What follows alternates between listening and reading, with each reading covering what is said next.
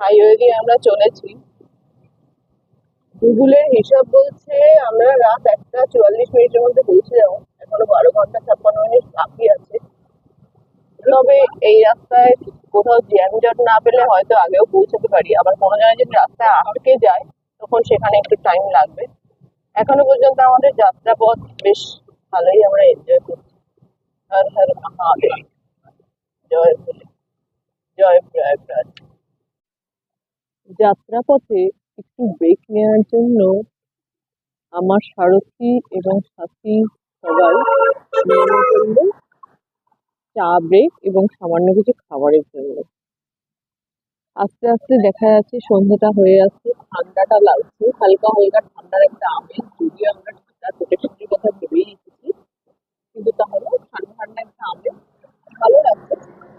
আজকের টিফিন ডিম ভুজিয়া, রুটি, পেঁয়াজ। এখানে বসে আমরা সবাই মিলে এটা ভাগযোগ করে খাচ্ছি।